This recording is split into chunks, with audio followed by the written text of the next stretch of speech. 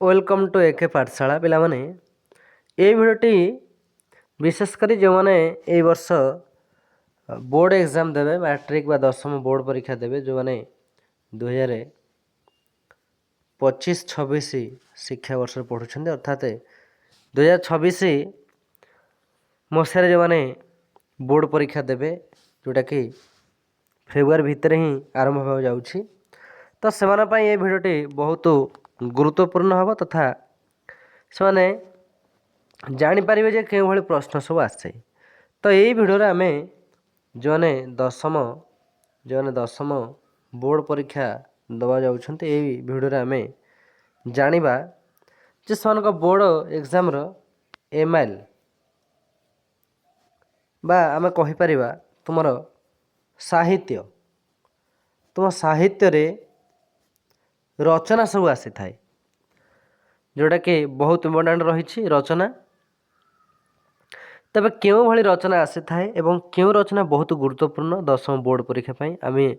Detail आलोचना करवा तो निहाती सांगसाथी मानू ये भिडियो शेयर कर दियो एवं चैनल को सब्सक्राइब कर दियो भिडियो शेष जाके निहाती देख तो दशम बोर्ड परीक्षा पाई ये रचना रही प्रथम रचना मु तुम रखी एक नंबर जे आदर्श छात्र जीवन तो पिले देख ये जो रचनाटा मु एक रखी जे आदर्श छात्र जीवन ये बहुत गुरुत्वपूर्ण प्रश्न तुम दशम बोर्ड एग्जाम पाई यही प्रश्नटी बार बार प्रायतः दशम बोर्ड एग्जाम रे रिपीट होके आसे रचना लिखापी जे आदर्श छात्र जीवन जो तीनोटी प्रश्न मु रखी बहुत गुरुत्वपूर्ण यही प्रश्न गुड़िक बारंबार रिपीट होके आसे तो आदर्श छात्र जीवन रे जदि तुम रचना आसे तुम कौन लिख ना आदर्श छात्र जीवन चरित्र अर्थात गोटे छात्र गोटे आदर्श छात्र रो चरित्र किभली हेबा दरकार क्यों भली चरित्र से गढ़िले जड़े आदर्श छात्र हो पार तो आदर्श छात्र जीवन प्रथम चरित्र कथा तुमको लिखा पड़ता है तापर जीवन शैली गोटे आदर्श छात्रर क्यों भली जीवन शैली हेबा दरकार जमती कि प्रातः उठा सका उठा दांत घषा गाधेवा एवं सकाळे 2 घंटा पढ़ा जहाँ पाठ दिया पढ़ा जोग करवा सकाळु एवं संध्यारे प्रार्थना करवा यही सब जाए गोटे आदर्श छात्र जीवन जीवन शैली भितर तो निहाती तुम आदर्श छात्र जीवन बहुत इम्पोर्टाट रचना रही 2026 जो दशम बोर्ड परीक्षा देव से तुमको चरित्र कथा मुझे कहली जीवन शैली कहले तुम ये लिख जे नीतिदिनिया जीवन केमती हवा दरकार केमती सका उठब गाधेब पाठ पढ़ प्रार्थना कर सब ठीक समय शोवा खाइबा ये सब जीवन शैली जाऊँगी परिवेश गोटे आदर्श छात्र परिवेश किभली हवा दरकार अर्थात तांको घर परिवार लोक समस्ते भल ताको सब सपोर्ट बा समर्थन करता दरकार एवं तार जहाँ आवश्यकता जिनस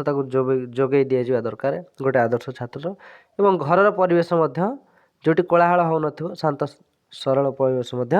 दरकार यहाँ आदर्श छात्र जीवन परिवेश तुमको लिखा पड़ता है तब जीवन लक्ष्य गोटे प्रत्येक मनुष्यर गोटे ना गोटे किसी ना कि जीवन लक्ष्य थाए जे मु जीवन में यहाँ हाँक चाहूँगी तो आदर्श छात्र जीवन तुमको जीवन लक्ष्य लिखा पड़ता है किए डॉक्टर हम किए टीचर हम किए पुलिस हम यही सब जीवन लक्ष्य तुमको लिखा पड़े तापर गोटे आदर्श छात्रर समाज प्रति कर्तव्य कौन आदर्श छात्रर समाज प्रति कौन कर्तव्य अर्थात समाज समस्त को सम्मान दबा भल पाइबा निज द्वारा जी कर्तव्य समाज पर काम करवा यहाँ जाऊँगी समाज प्रति गोटे आदर्श छात्रर कौन कर्तव्य ये गला आदर्श छात्र जीवन उपर तुम केमती रचना लिख तो तुम मैंने जब अधिक अधिक कमेंट कर टोटाली यार उत्तर वीडियो निहाती आनिबी किंतु यही जो प्रश्न तुम रखुची अभ्यास कले निहाती तुम दशम बोर्ड एग्जाम जो सब रचना आसो तो निहाती आराम कर कारण यही रचना गुड़ाक ही बारंबार रिपीटेड होकर आसे तापर सेकेंड तुम रखी जे परिवेश सुरक्षा बहुत गुरुत्वपूर्ण प्रश्न प्राय ये प्रश्नटी बारंबार तुम 10ମ बोर्ड परीक्षा साहित्यर रचन आसी थाए परिवेश सुरक्षा पर कौन रचना लेख ये परिवेश सुरक्षा एटी थाईपे कि परिवेश प्रदूषण थाईपे। तो परिवेश सुरक्षा पर कौन रचना तुम लिखा पड़ता है ना परिवेश प्रदूषण कारण प्रथम तुम लिख जे क्यों कारण पाई परिवेश प्रदूषण होउछि। तापरे परिवेश प्रति समाजर कर्तव्य कौन समाज रे जो लोक सब आस आम करुछे तो आमे माने कौन कले परिवेश आउ कौन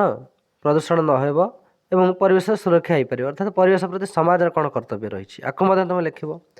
प्रदूषण निराकरण उपाय कौन सब आम उपाय अवलंबन कले प्रदूषण निराकरण हो पार प्रदूषण आ जमा हेबनी। तापरे आ गोटे पॉइंट तुम लिखा पड़ो जे प्रदूषण न होगा सरकार पदक्षेप अर्थात ए प्रदूषण को केमिति रोका जाई परिबो सरकार की पदक्षेप नेबा दरकार तापर तुम्हें लिखा पड़ो। तो ये गला परिवेश सुरक्षा जोटा मोस्ट इम्पोर्टाट क्वेश्चन रहिबो तुमर साहित्य बा ओडियार रचना हिसाब से तुम ये गला दुईटी प्रश्न। 3 नंबर रही जे स्वास्थ्य ही संपद बारंबार ये प्रश्न आसे। स्वास्थ्य ही संपद रे तुम लिख उत्तम स्वास्थ्यर आवश्यकता अर्थात जड़े उत्तम स्वास्थ्यर कौन आवश्यकता अच्छी तापर आवश्यक पदक्षेप उत्तम स्वास्थ्य गढ़ मत क्यों क्यों पदक्षेप दरकार उदाहरण कौन ना आमर भल भल खाद्य खाया दरकार पुष्टिकर खाद्य व्यायाम दरकार ये सब हेले उत्तम स्वास्थ्य दरकार ठीक भाव में निद्रा ये सब उत्तम स्वास्थ्य रे दरकार तेणु स्वास्थ्य ही संपद रे तुमको ये सब ऊपर लिखा हम। तापर स्वास्थ्य ही संपदर यथार्थता कौन ना स्वास्थ्य ही आमर संपद आम संपद कहले कौन भावु जे धन रत्न टंका पैसा किंतु स्वास्थ्य ही संपद ठीक कहबार अर्थ वास्तव में स्वास्थ्य सीना थिले आम जेकोसी जिनस कर तेणु स्वास्थ्य ही संपद आर यथार्थता तुमको लिखा पड़ो। तबे पिला ये जो 3टी प्रश्न मु तुम अभ्यास रखिली निहाती प्रश्न गोटे अभ्यास कर। प्रथम रहा आदर्श छात्र जीवन तापर सेकेंड तुम रखिली परिवेश सुरक्षा थर्ड रखिली स्वास्थ्य ही संपद ये 3टी प्रश्न मोस्ट इम्पोर्टाट रही तुम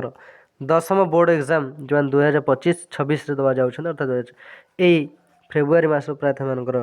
फेब्रुआरी पर आरंभ हो बोर्ड एग्जाम ये तो है प्राय अल्प दिन अच्छी तो निहाती ये सब प्रश्न से अभ्यास कर एवं ये सब भिडटी सांगसाथी मान शेयर कर समस्त उपकृत हो पारे। भल लगी भिडियो चैनल सब्सक्राइब कर लाइक कर आउ भिडियो को शेयर कर दियो। तो निहाती पिले देखो ये सब प्रश्न अभ्यास कले तुम परीक्षा बहुत भल रिजल्ट तुमको मिल जाए।